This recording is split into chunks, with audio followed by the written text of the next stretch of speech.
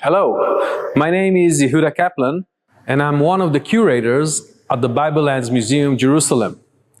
Together with me, you're going to go around here in the main exhibits of the museum and follow the ancient civilizations that emerged here in the cradle of civilizations, the ancient Near East, what we call here the lands of the Bible. Those civilizations encompass what we call the world of the Bible, the reality behind the biblical stories. Join me now and let's follow those most fascinating artifacts which tells us a lot about those ancient people and stories. I'm standing now in front of the map of the lands of the Bible here at the Bible Lands Museum. This map can show us the main biblical civilizations, people, nations, and lands that we read about in the Bible. For example, the two main centers of civilizations are seen here. On one side, we can see between the Euphrates and the Tigris, the land that the Greeks called Mesopotamia, meaning the land between the rivers. These two big rivers actually were the core or the beginning or the cradle of civilizations in this region. We are going to meet the civilizations that arose here some more than 5,000 years ago in southern Mesopotamia, what today is modern Iraq, the Sumerians. We're going to follow their great innovations and actually their legacy that some of it remained with us until today. Following the Sumerians, we have the Akkadians and later on two very important civilizations that affected the fate of Judah and Israel in biblical times. In the southern part of Mesopotamia, Babylon with Babel, and in the northern part we have Assyria. We're going to meet the Assyrians.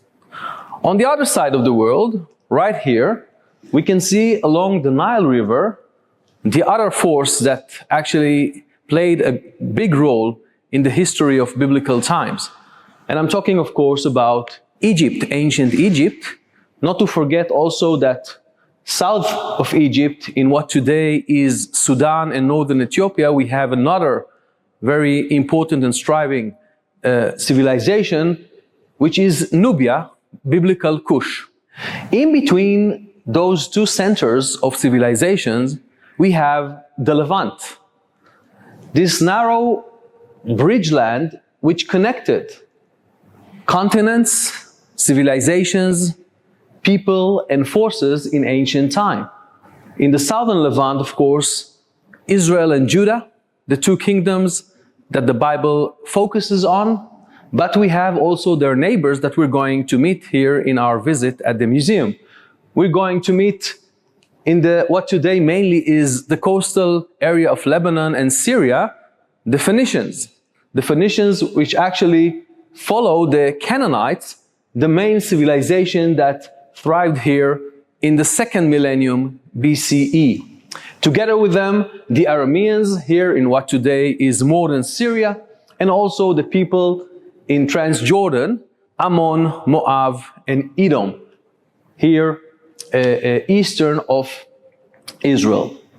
Of course, we have other areas and important civilizations, maybe a bit before the biblical times, but they are mentioned in the Bible. We have here in modern Turkey of today, the land of the Hittites, a very important superpower that dominated northern Syria in the second half of the second millennium BCE.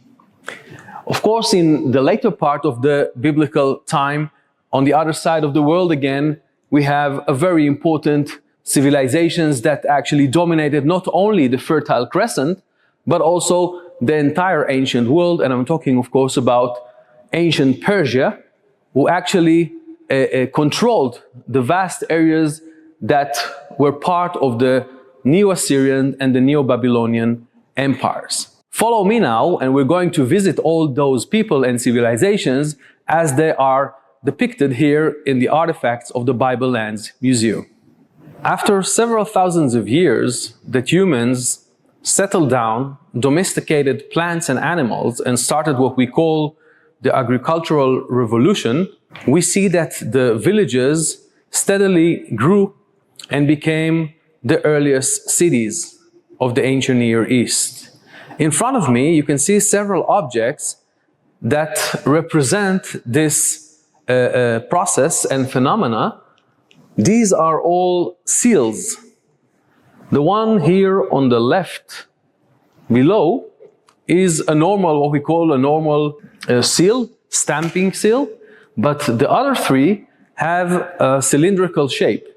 And these are very typical objects to the Sumerian and later Mesopotamian culture in the early periods.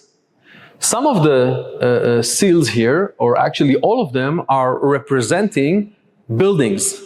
These look like monumental buildings, probably temples. The temples became the most important institution in the early cities. These were not only the places that people came to bring offering and to contact with their gods, of course, with the priests serving there, but also these were very important economical institutions.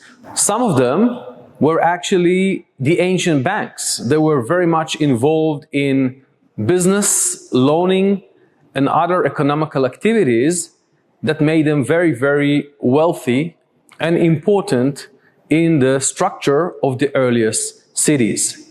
Together with the buildings, we can see also animals, which probably also are related to the economical activity that took place in those important institutions.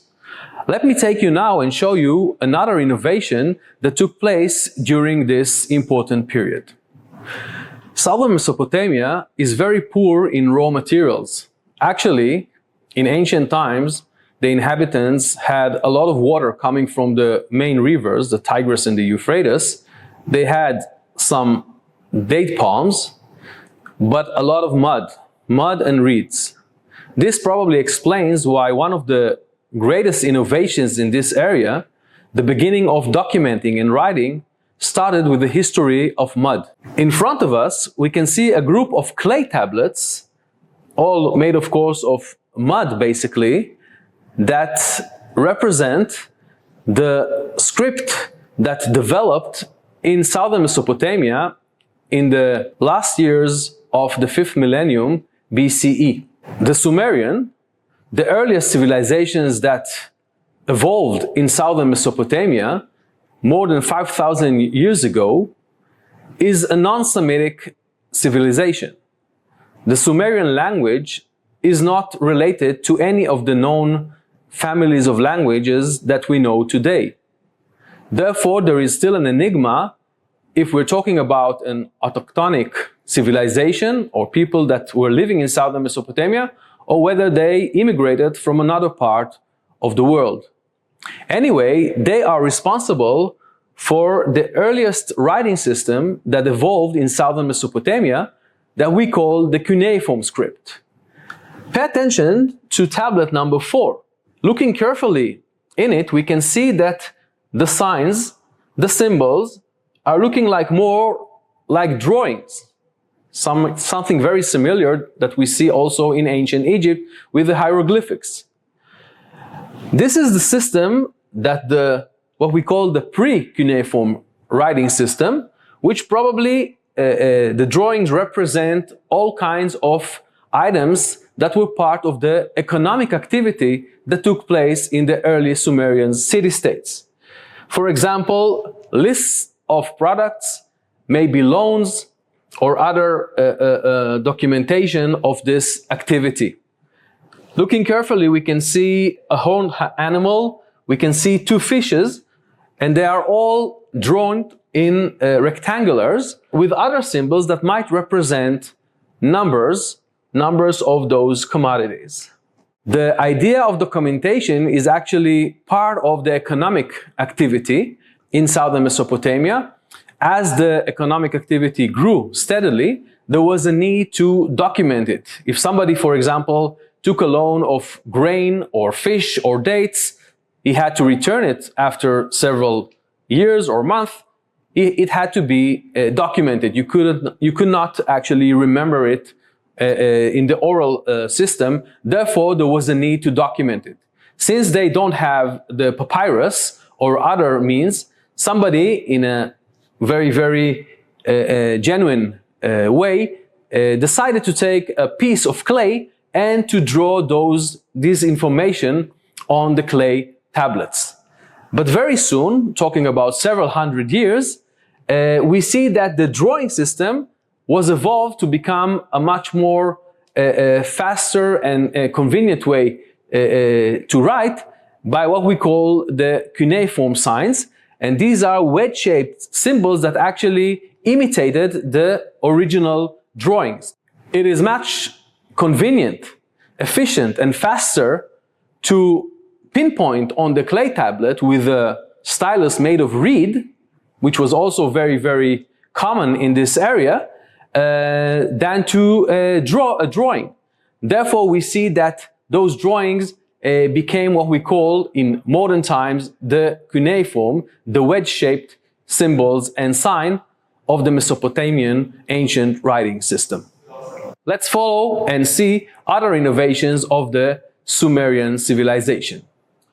As the Sumerian cuneiform writing system developed, we can see that this writing system was used not only for economic activity and transactions, but also to write more sophisticated pieces. For example, we know a lot about the religion and the cult practices of the Sumerians and other Mesopotamian ancient civilizations from these documentations on the clay tablets.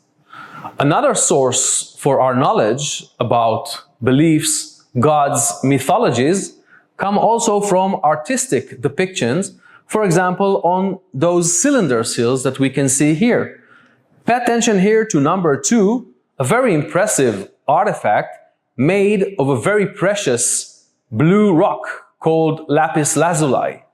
The lapis lazuli is found in our region only in Afghanistan, and since it is found in all the ancient Near Eastern countries and civilizations, we assume that trafficking this material was very sophisticated already in early times. The lapis lazuli cylinder seal depicts a scene, a very common scene that we see in Mesopotamian art, which shows us on the right probably the seal owner, in this case dignitary, a lady, and she is presented in front of one of the main gods of early Mesopotamia. Looking at this scene, we can see that both gods and humans are looking alike.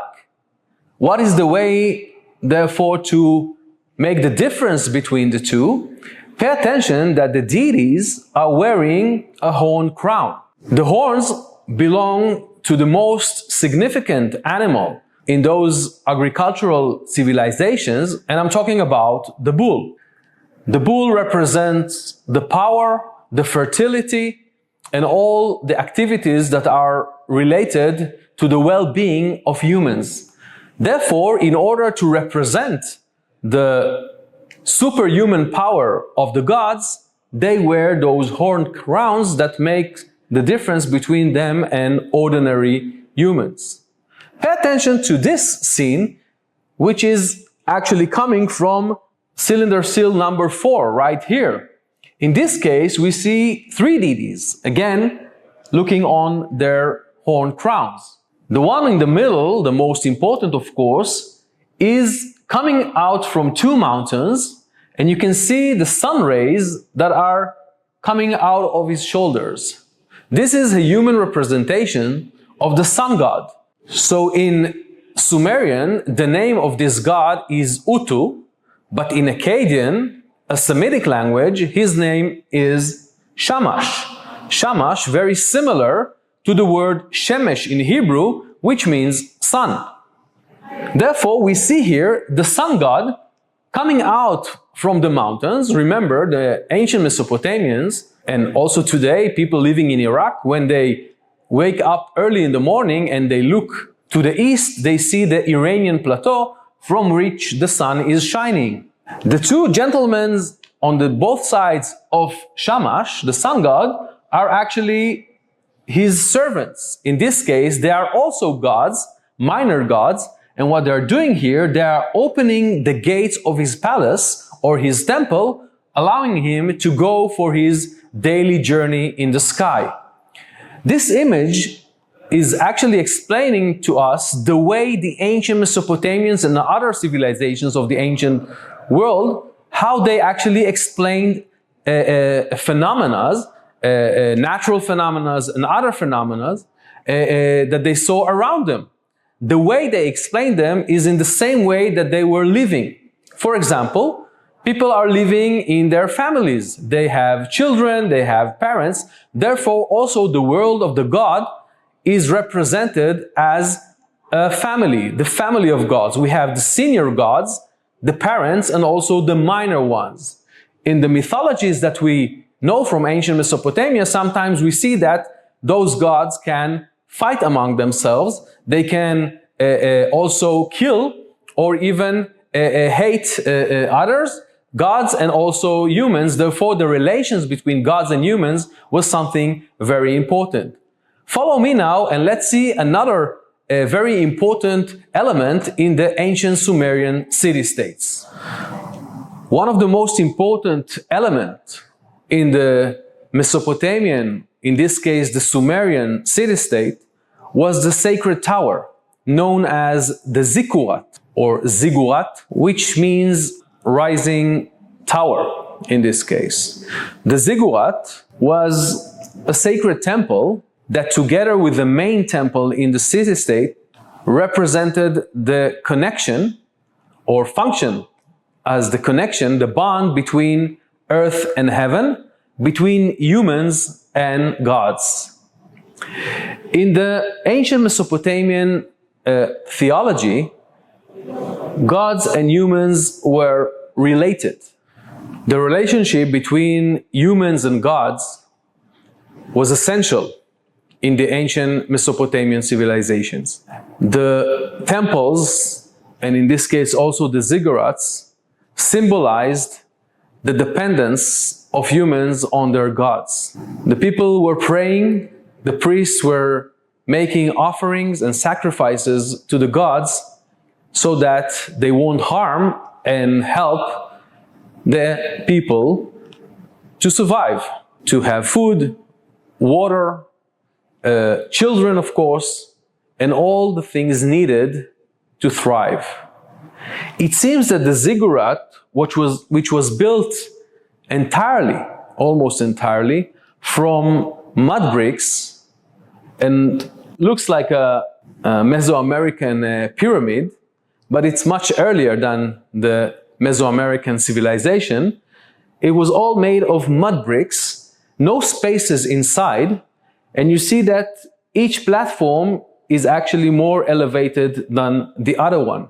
On the top, it seems that there was a small shrine which allowed the deity to come down from heavens and at a certain level meet the humans. The priests that were allowed to enter into the sacred person were actually stepping up on the step structure that you can see in front of you, and at a certain moment there was a level that both gods and humans met. Of course, when we talk about a tower and mud bricks, it reminds us of the very famous story in the book of Genesis about the Tower of Babel. The biblical story about the Tower of Babel is inspired from what we know from the Mesopotamian ancient ziggurat.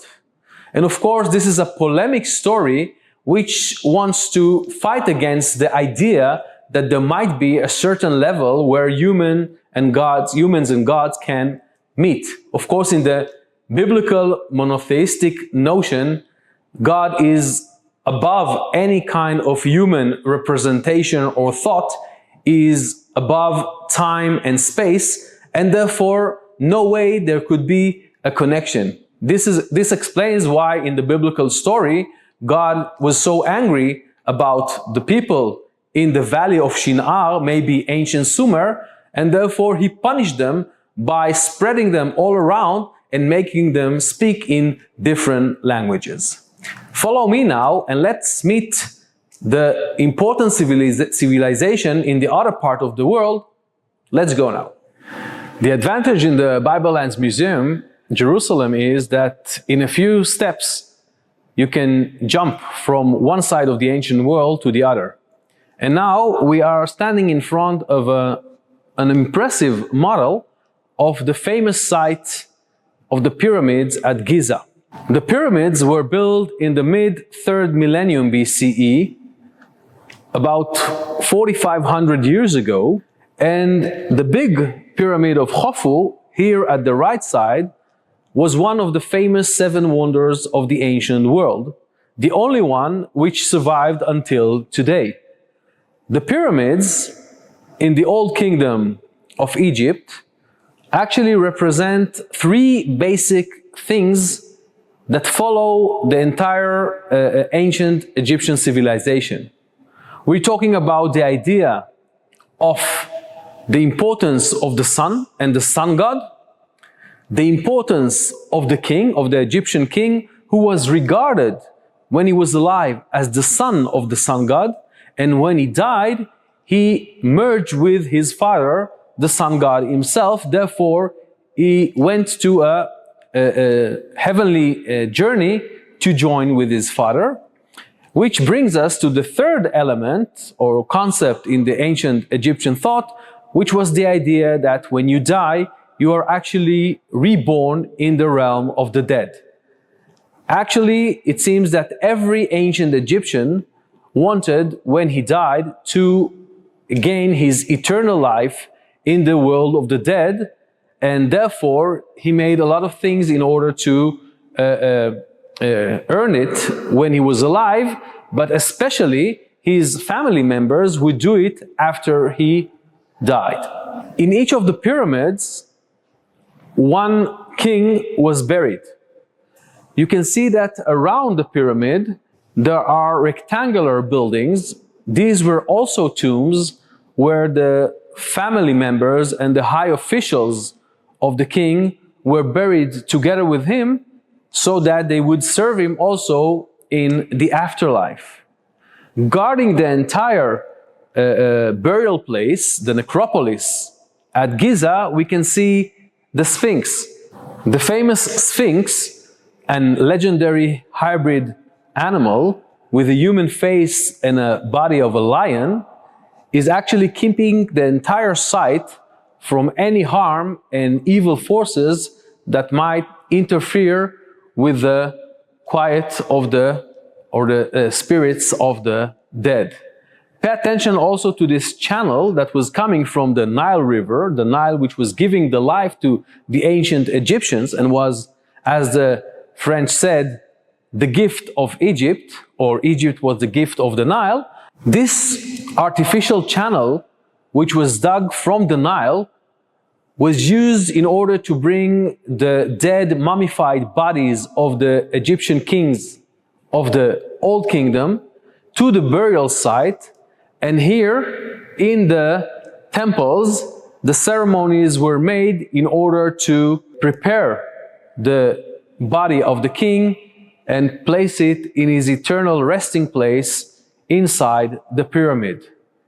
I want you to see with me now one element that was found in one of those burial tombs of the high officials, which will explain to us a bit more about the burial practices and funerary ceremonies of the ancient Egyptians. I'm standing now in front of a very interesting piece. This is actually what we call a false door or a false gateway. Originally, it was in one of the tombs of the high officials in the period of the Old Kingdom of Egypt, something like 4,500 years ago. You can see that it is all full with the typical writing system of ancient Egypt, what we call the hieroglyphs. These are all signs and symbols carved in the limestone, and most of them are actually formulas which will help the deceased to survive in the afterlife. The hieroglyphs indicate that the man that was buried in this tomb was a priest. He was a priest of the god Ptah. His name was Impi. It's very interesting to indicate the hieroglyphs which mean the word or the idea of priest. You can see it right here. There's a man bending on his knees and rising his hands up. He's praying, and above him you can see here that there is a kind of a vessel, a jar, with holy liquid, maybe water, maybe oil, and it all shows the activity of the priest. The word for priest in ancient Egyptian is also pure, and of course you can understand the connection between the two. What is the false door doing inside the tomb? According to the Egyptian belief, the human, the man or woman, they have three elements in their existence. One of them can be compared to a kind of a wandering soul which can actually wander from the realm of the dead and enter into the realm of the living. The false door also enabled the family members of the deceased, in this case the priest Impi, to come every year to the tomb and together with the priest recite the formulas that will enable the dead man to survive in the afterlife. Pay attention, for example, the repeating symbol right here in this line. This is the sign for 1000, and all the symbols beneath it represent all kinds of commodities, like beer to drink, like bread, like ducks, for example. So it means that a lot of those commodities will be available for the deceased, so he can actually be alive and exist in the realm of the dead. Here in the middle we can see Impi himself sitting and maybe working in his computer in his office, but actually it's not. He is actually sitting in front of an offering table full with loaves of bread, again, so he can eat and survive in the afterlife. Let's see more about the ancient Egyptian. Follow me, please. I'm standing now between two original wooden models that stood near a coffin inside a tomb of noble people in ancient Egypt in the period that we call the Middle Kingdom, something like 3,500 years ago. Here we can see a beer brewer. He's actually preparing the most popular drink of the ancient world that was drank not only by humans but also by the gods. It was given as an offering to the temple.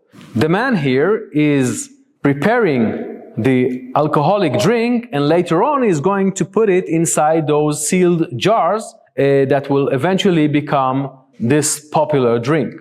Right here we see another scene, a slaughterhouse. The poor cow here is being slaughtered, and from its body all kinds of food will be made.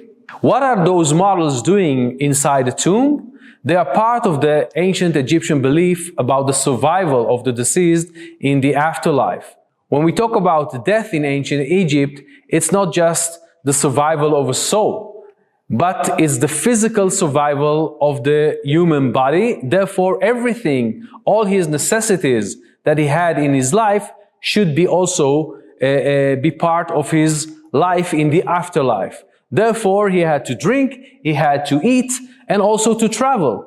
So we can see here also in the museum collection a very impressive riverboat, with the entire team, the entire crew that is actually sailing on the Nile, which was also part of the realm of the dead in the thought of the ancient Egyptians.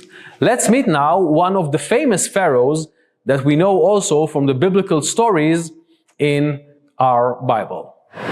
In front of us, we see now a very impressive statue made of solid black rock, representing one of the most known pharaohs in Egypt. I'm talking about Ramses II, a ruler from the 19th dynasty who ruled in Egypt for around 70 years in the 13th century BCE. We know that we are talking about the headless Ramses here because we have his royal names here inside those oval-shaped cartouches, which usually bear the royal names of the Egyptian kings already from early times. Two other very important symbols that we can see here that actually are the king's titles are this rounded shape and the duck, which is actually the combination of the title, the son of the sun god. Okay, every ruler of Egypt was regarded as the son of the sun god. These two symbols, the reed and the bee or wasp, are actually the historical symbol of Upper Egypt and Lower Egypt. Every dominant ruler in Egypt actually controlled both of them. It is interesting that the Hebrew name for Egypt, Mitzrayim, bears the dual ending, like Yadayim, hands, or Oznaim, ears, maybe because we are actually talking about both Egypt, Upper Egypt and Lower Egypt. Ramses II was one of the most important Egyptian monarchs. During his time, ancient Egypt rose to its peak, and we know that controlled the land of Canaan. It is also important to say that Ramses II's son, Merem-Ptah, wrote a very famous inscription today in the National Museum of Cairo, what is known as the Israel stele. On a black stone, at the end of the inscription, we read the name Israel for the first time in extra-biblical document. And that might also give us some kind of a chronological anchor to the idea of the emergence of ancient Israel in the land of Canaan. Let's go and learn more about the ancient Egyptian thoughts and beliefs. Here we see a piece of a decoration from a tomb of a dignitary from the New Kingdom, the time of Ramses II that we just saw before. Although the piece is broken, we can see here two scenes. The lower one, with the Egyptian hieroglyphs, show us a warehouse full of goodies. Again, this warehouse and all the commodities inside of it are for the deceased. The upper scene is quite broken, and it's a bit difficult to understand exactly what we see here, together with the offering table here and some kind of a very, very frightening creature opening its mouth with the two human legs right here. To help us to understand what we actually see here, let's move and see the reconstruction right here, which show us the full scene. Here again, the offering table, the two human legs are actually part of an Egyptian god, as can be seen from its head, which has the head of a bird, the ibis bird. What we actually see here is the most important scene in the journey of the deceased from the realm of the living, from the world, to the realm of the dead. After a very, very dangerous journey, he would stand in front of the tribunal of the gods. And the gods headed by the god of the king of the realm of the tribunal, headed by the king of the realm of the dead, the god Osiris, here in the form of a mummified dead king. This tribunal is going to decide whether our deceased is going to gain his eternal life in the realm of the dead. The main scene here is depicted right over here, when we can see the jackal-headed god Anubis actually weighing the heart of the deceased in front of the image of the goddess of justice, the cosmic order, the goddess Ma'at, here with her attribute, a feather. According to the Egyptian theology and belief, a heart that was heavy with very, very bad deeds. Therefore, it's going to be heavier than the image of the goddess of justice.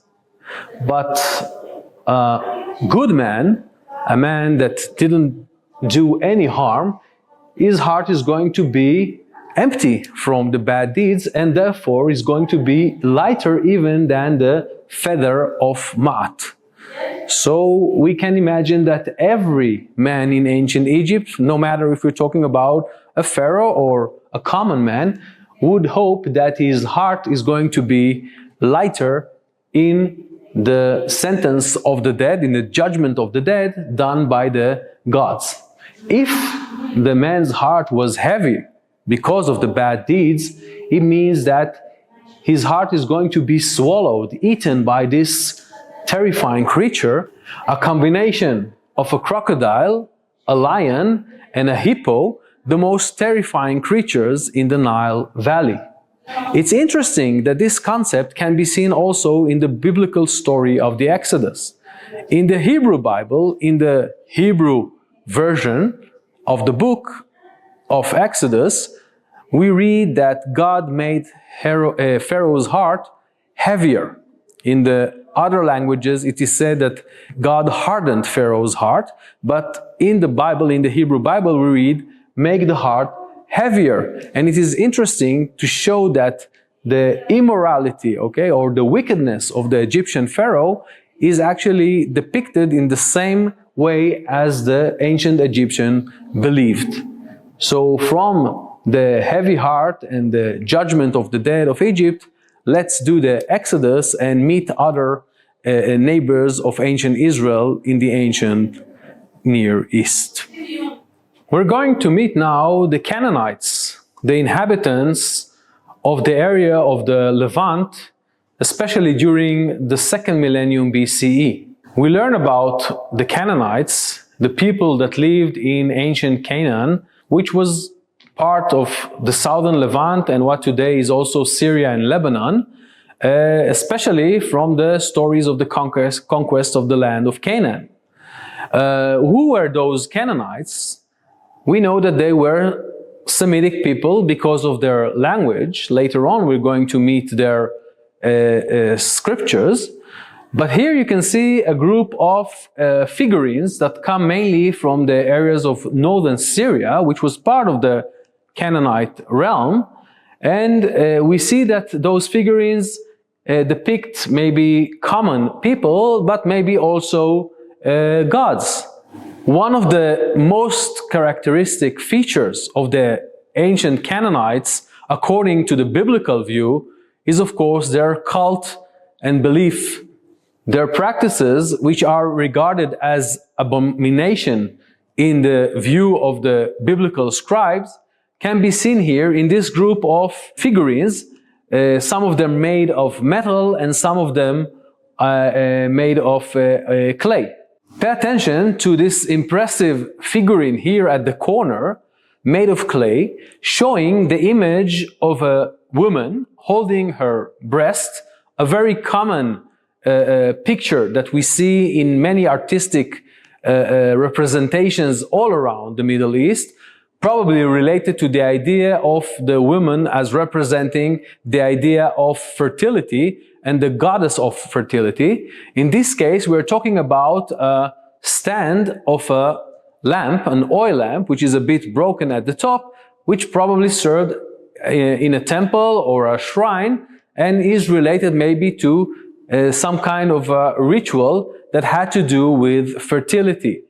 In the Bible, we see a lot of reference to this kind of practices and ceremonies that are related to what the Canaanites were doing in their temples in Canaan. I want to invite you now to see one of the most famous deities that is related to fertility that we learn about it in the biblical stories. Follow me now. This impressive bronze statue of a very, very strong young man holding his weapon in his right hand, preparing to smite his enemies, is one of the most beautiful examples that we have here in the museum collection of the famous god, Canaanite god, Baal, actually the Lord. This is his title. We know that his personal name was Hadad, also a name that we find in the Bible. It is made of bronze, and probably the eyes were embedded with precious stones. Maybe the original statue was also covered with silver or gilded. We know that we are talking about a deity here, a Canaanite deity, because of the polos crown that it wears, and we can see that above the forehead, on the bottom of the crown, we can see also horns. So this is the famous god that the prophets, the biblical prophets and the biblical stories are talking about, one of the big enemies of the God of Israel, or the belief in the God of Israel. Baal was the head of the is regarded also as one of the most important gods in the Canaanite pantheon. His father El, the head of the pantheon, is also mentioned in the biblical writings. Baal was responsible for the storms and the rains, and therefore he was regarded as a fertility god. That explains why he was so popular, and the belief in Baal was so popular. In many of the biblical writings, we see that there is a kind of syncretism between the Canaanite god Baal and the God of Israel. Many of the titles of the God of Israel are found in the Canaanite writings and the Canaanite mythologies. For example, the famous battle between Baal and the sea monsters, as can be seen also in the famous Psalms and also the book of Isaiah, talking about the legendary ancient struggle between the God of Israel and the sea and its monsters. So again, we see how the Canaanite heritage also affected the biblical writings. Let's see now another innovation that emerged within the Canaanite world, an invention that actually affects our lives here today until now.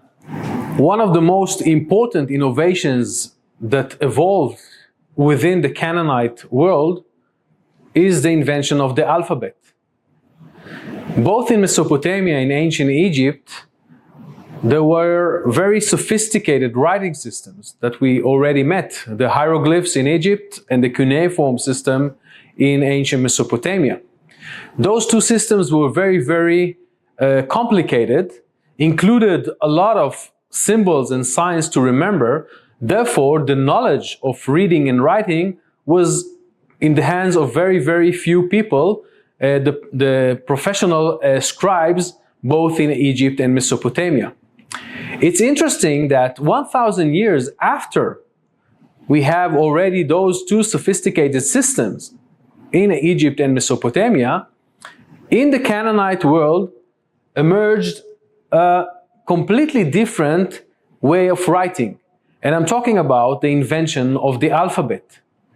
The alphabet was influenced probably by the Egyptian hieroglyphs. We can see it, for example, in the symbol of the water, which is known from hieroglyphs, which symbolizes the letter M, or Mem in ancient Hebrew and probably Canaanite.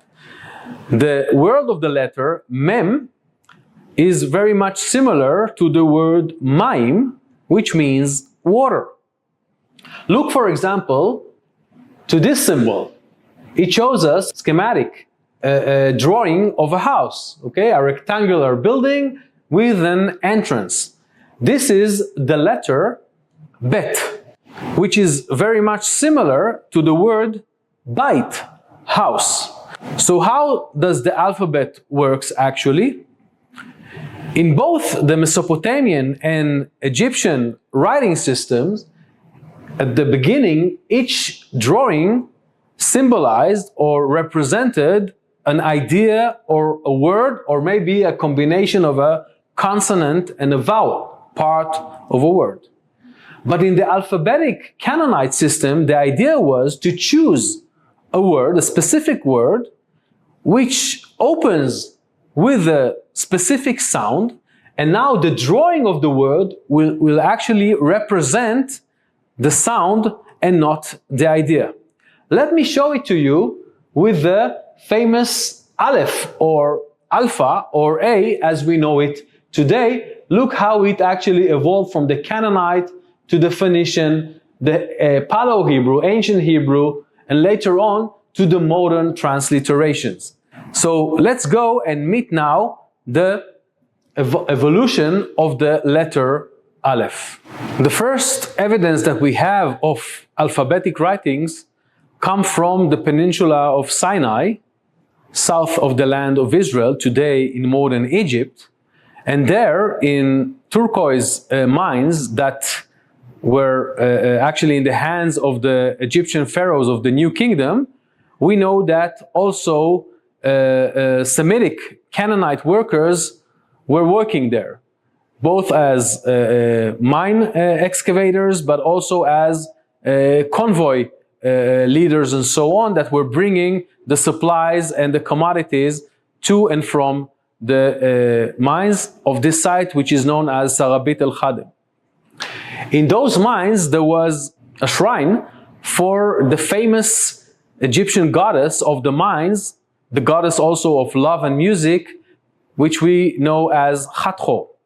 So in the shrine of Khatho, the Egyptians that were working and handling the mine were worshipping the goddess who was responsible for their safety and their success in excavating the mines. Together with them, the Canaanites that were working there too wanted also to bring offerings and to pray to the goddess that they saw as their benefactor, but they didn't have their own scribe. What we see in Sarabit el-Khadem, in the inscriptions there, that they were actually imitating some of the known hieroglyphs in order to represent the sounds that actually combine the alphabetic writings. Let's look now at the evolution, okay, of the Aleph. Here we see the Proto-Canaanite form of writing the letter Aleph. Okay, the drawing of a bull's head is not to express the idea of the word bull, the animal bull, but only to pick the consonant that will represent the sound A. And in ancient Hebrew and also ancient Canaanite, the word bull was aluf. Okay, therefore you can see the similarity between the aluf, the aleph, and also the alpha that we know later on in the Greek alphabet.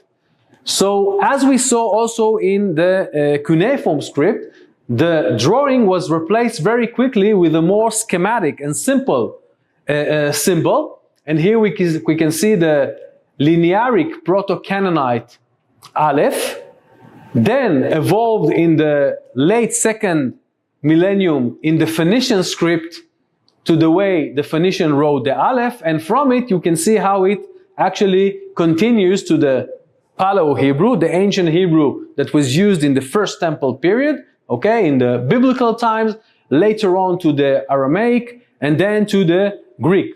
From it, it evolved, and we can see that, for example, the modern Aleph that we use today was actually an evolution coming from the Aramaic branch, especially from the early Second Temple period onwards. We can see that we have a southern branch that was developed in the Arabian Peninsula, what today is Saudi Arabia, Yemen, ancient kingdom of Sheba, and also even in Africa, in the Ethiopian Gez script.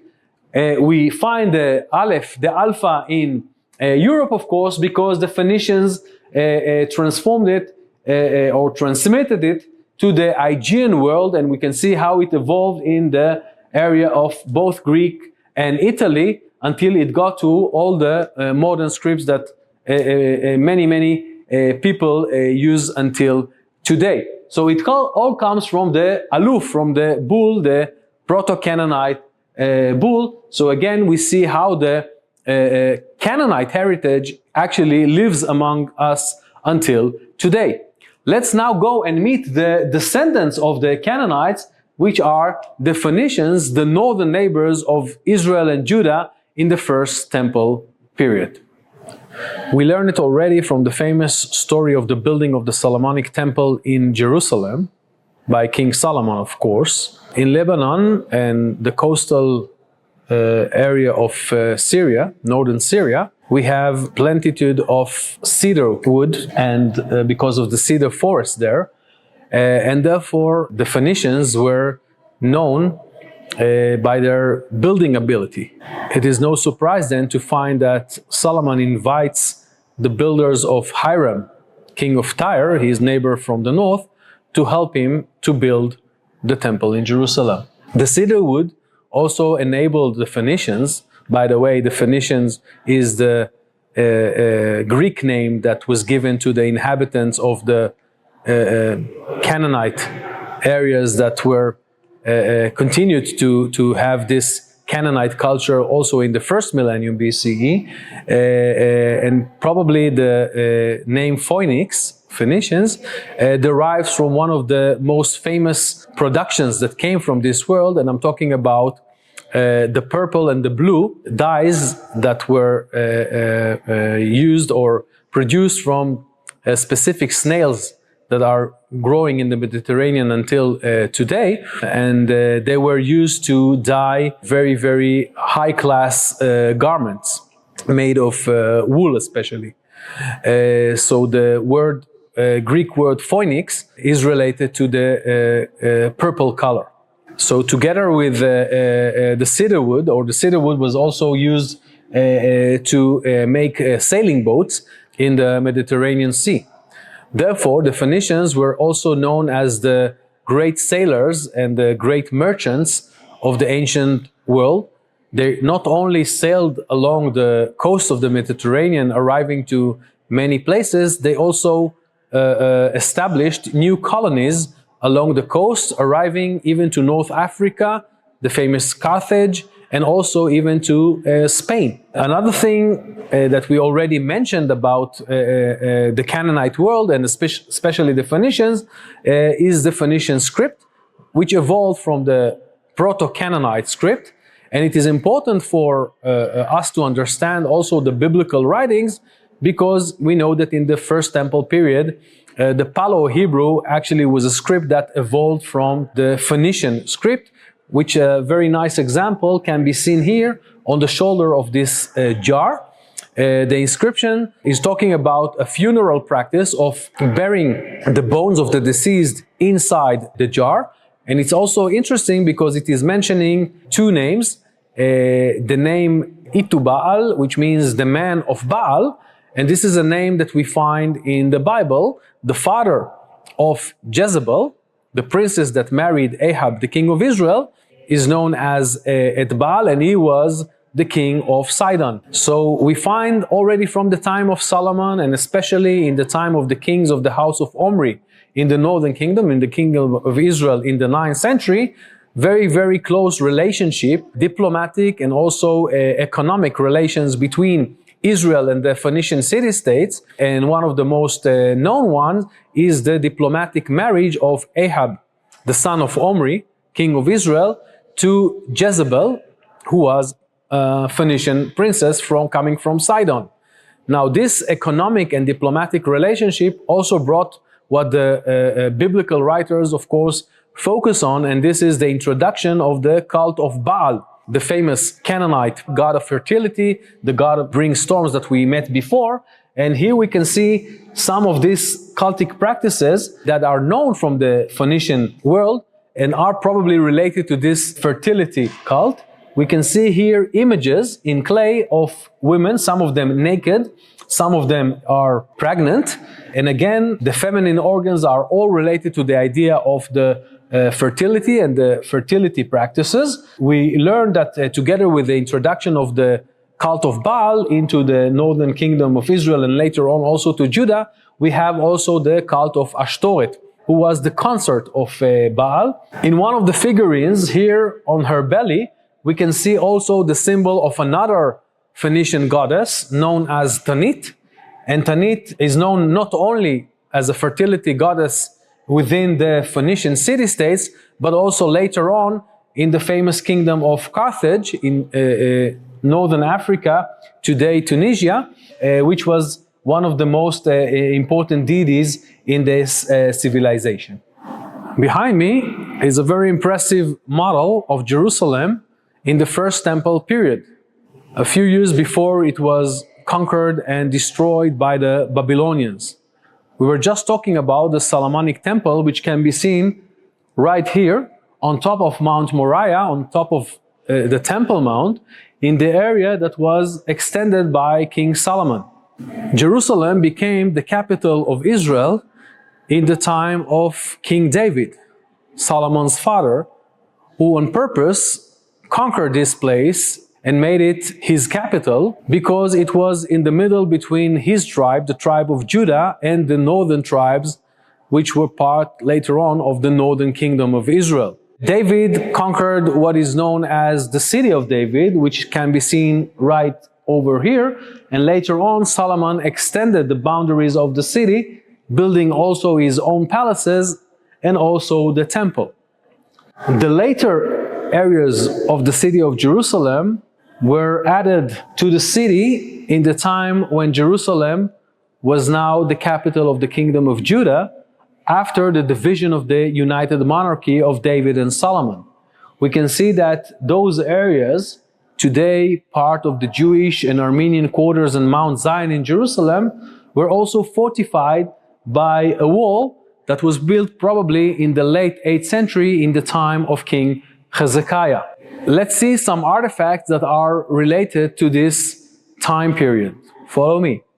From the time of King Hezekiah, in the late 8th century BCE, we can see those jar handles that all of them bear imprints of famous impressions, seal impressions, that bear in the Paleo-Hebrew script the word Lamelech, which means belonging to the king, together with 4 place names, including Hebron, Ziph, and Socho, all known from the Bible, but also an enigmatic place with the letters Mem, Mem, Shin, and Taf, Mamshit or Mamshat, maybe the name of Jerusalem or some nearby administrative center from that time.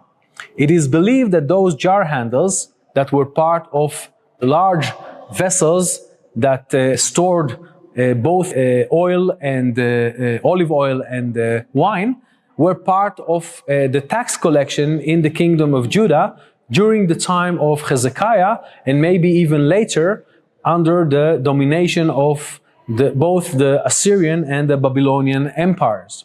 Beside the stamped jar handles, we can see here a group of what we call the Judean pillar figurines. They show representations of women.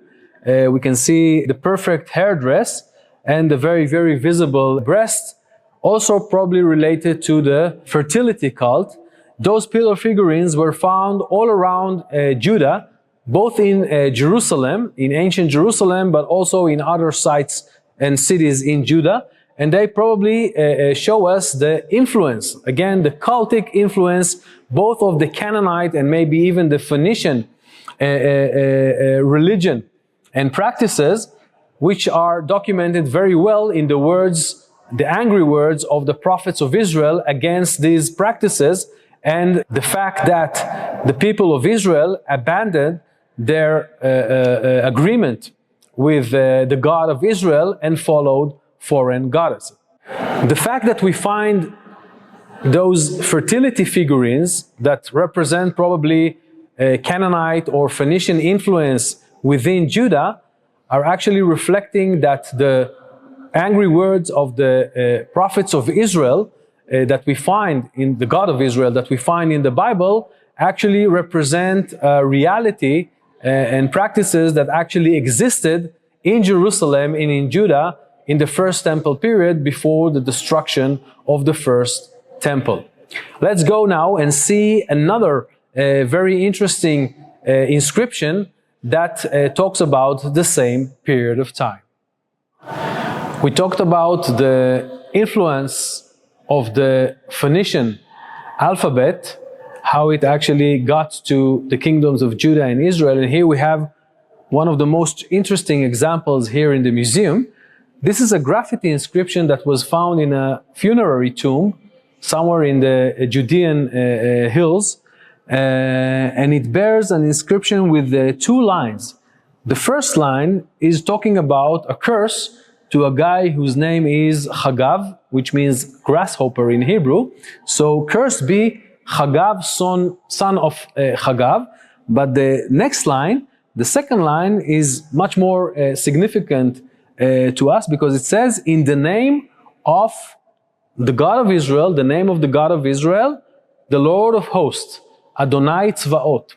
And this is the earliest extra-biblical example of this title of the God of Israel that we find in the book of Isaiah and in other places as one of the most important titles of the God of Israel. So here we see the national God of Israel, which we find also in personal names and of course in the biblical writings. And it is interesting to say that when we talk about the kingdoms of Judah and Israel, the two, we can say almost twin kingdoms, have their national God, the same national God, the God of Israel, who appears in these inscriptions. Let's now meet the great empires that actually had a huge effect on the fate of both the kingdom, the northern kingdom, the kingdom of Israel, and the kingdom of Judah. We now entered into the age of empires. We are now in gallery that focuses on the two major empires that had a major impact on the fate of both Israel and Judah in biblical times. The first one, of course, is the Neo-Assyrian Empire. Assyria in northern Mesopotamia became a very dominant superpower starting from the 9th century onwards, but especially from the 8th century and the 7th century BCE. At its peak, it controlled almost the entire Fertile Crescent, from Babylon in the south, Iran in the east, southern Anatolia and northern Syria in the north, and even the Levant and Egypt. One of the most dominant things about the Assyrian was their military mechanism. The Neo-Assyrian army was the most sophisticated and powerful from all the armies at that time, and that enabled the Neo-Assyrian kings to expand their territories and to reach to borders that never been achieved before.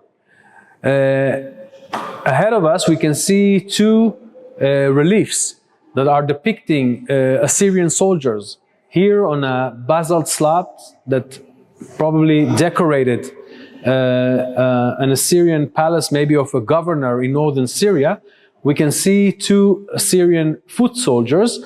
We can identify them because they have those typical helmets with crescents on their head. We see that they are holding spears and also arrows inside the quivers and their shields. Foot soldiers, as those are depicted in many bas-reliefs that decorated the palaces of the Assyrian kings. Here, one of the most famous one of them, from the palace that Sennacherib built in his capital, his new capital, Nineveh, today in the northern part of modern Iraq. What we can see here is a scene, a battle scene, that is depicting a battle that took place in the mountains of Lebanon, and this was part of the third military campaign of Sennacherib against the Levant, against the West, an episode that is depicted in the book of Kings and the book of Isaiah in the time of Hezekiah, king of Judah, who was one of the three leaders of this revolt in the West that took place after Sennacherib's father, Sargon II, died in battle. Here again we can see an Assyrian foot soldier, again with the crescented helmet.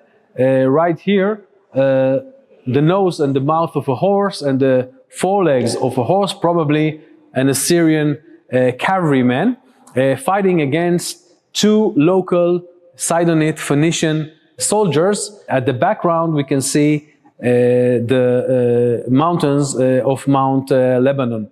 This is one of the most famous examples that we have of the Assyrian depiction of battle scenes and military campaigns. This one is coming specifically from Sennacherib palace without a rival in his royal city Nineveh. This palace is one of the earliest finds that Westerners found from the ancient Near East, and actually opened for us the entire world of what is known today as Assyriology. Okay, the studies of the cultures and the historical records coming from Mesopotamia.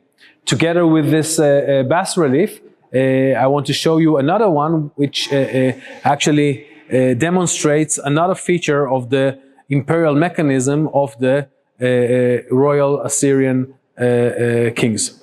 Famous palace of Sennacherib, the palace without a rival in Nineveh, we have another part of another scene from the other side of the empire, this time in the area of Babylon in southern Mesopotamia. We see here a deportation scene. In the middle, a horse, all packed with artifacts that the deportees, meaning the people that the Assyrians conquered, in this case Babylonians, are carrying with them as they go for exile. One of the things that we read in the Bible regarding the Neo-Assyrian Empire is their mass deportation policy, meaning that they, after conquering a territory, they take big parts of the local population and they deport them, settle them in new locations. This was mean both to punish the rebelling population, but also to use the manpower of the conquered lands in order to develop and strengthen the empire, the Neo-Assyrian Empire. Of course, the deportation is one of the most known elements also in the biblical depictions of the faith of the kingdoms of Israel and Judah. After conquered by the Assyrians, Samaria, the capital of the northern kingdom, was devastated, and many of its population much of its population was deported and taken to areas which are in northern Mesopotamia and even in what today is the territory of Iran. The same goes for the faith of the Judeans, people from Jerusalem and other parts of the kingdom of Judah, that in the early 6th century, after the conquest and the destruction of Jerusalem, were taken into Babylon, settled there, and actually started their new life in the new lands that were taken to. So I want to introduce you now to the Babylonians. Please follow me. In front of us, we see a magnificent model of Babylon around 600 BCE. One of the greatest capitals, royal cities ever built, the place to which the Judean exiles were sent to already from the year 597 BCE in the time of the king Jehoiachin and his family. Probably Jehoiachin arrived to the center of the city, where we can see the two palaces that were built by Nebuchadnezzar, the destroyer of Jerusalem and the first temple, and also the cultic center, and most prominent, the ziggurat, the sacred tower of Babylon, maybe the inspiration of the biblical story of the Tower of Babel that we find in Genesis. The expedition that excavated Babylon something like 120 years ago was a German one, and when they excavated the ruins of the palaces of Nebuchadnezzar, they found also some administrative documents written in cuneiform script that we already saw. A few of those documents mention not other than Jehoiachin, king of Judah, who was deported by the Babylonians in the year 597. He is mentioned together with other people that received rations of oil from the king's table. And this is very interesting, first of all, because we have evidence of the presence of the Judean king, the exiled king in Babylon, but also that it is also related to what we read in the last episode of the second book of Kings about the release of Jehoiachin from the prison following the death of Nebuchadnezzar and the beginning of the reign of his successor, Evil Merodach, Amel Marduk in his Babylonian name. So this extraordinary city, which was huge. I mean, the length of its fortification were 17 kilometers. Here we see only the central part of it, the central neighborhood. So we're talking about really a metropolis, and here the exiles, the Judean exiles, were brought here to Babylon and other parts of Babylonia, the land of Babylon, to start their new careers. And we know that we have evidence that the royal family of Judah was here in Babylon, the capital, but in other places, rural places, we have evidence of other Judean communities that were brought together, and this enabled them to actually maintain their national and religious identity. And when Babylon was conquered by Persia, and the Persian rulers like Cyrus and his successors allowed the Judeans to return to Judah and rebuild the temple, many of them did this and actually started what we call the Second Temple period. So I invite you now to join me and see the glory of ancient Persia and the beginning of the Second Temple period. In front of us, we see this interesting map which depicts the boundaries of the huge Persian Empire.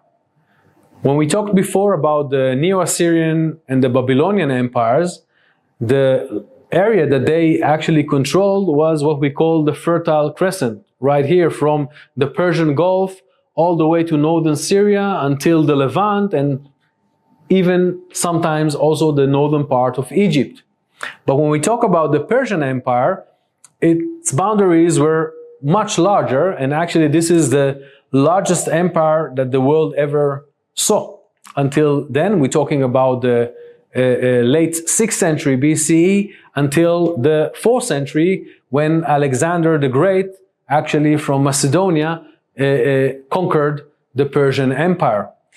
So as the book of Esther says, the boundaries of this empire started in the east from India, which is right over here, and reached Nubia or biblical Kush, which is right over here. The Bible doesn't tell us that the other corners of this empire in the east started in what today is Afghanistan, the land of the Scyths, and reached in its peak in the 5th century to even Greece itself, so actually entering into Europe. Within this huge empire, in the 5th satrap, beyond the Euphrates, we find Judea and Jerusalem, the place to which the Judean exiles were allowed to return in their homecoming and build the temple. We have a lot of evidence about the situation in Judea from that time, from the Bible, but also from other artifacts. Some of them are in display here in the museum. For example, the tiny coins that the Persian emperors allowed the local governors to mint, what we call the tiny coins of Yahud. Together with it, we also learn, for example, from the book of Esther, that every year the representatives from all the conquered territories would come to the Persepolis, to the capital of the Persians, and they would actually bring their annual taxes to the empire. This probably is the setting of what we read in the book of Esther about the famous gathering and feast that the Persian emperor held in one of his royal cities. In this case, we talk about Susa, biblical Shushan, the setting of the story of the book of Esther. So with this glory of Persia and what we know about the Persians, we actually end this episode of the introduction and learning about the biblical nations that we're going to meet along this interesting seminar. I hope you enjoy it.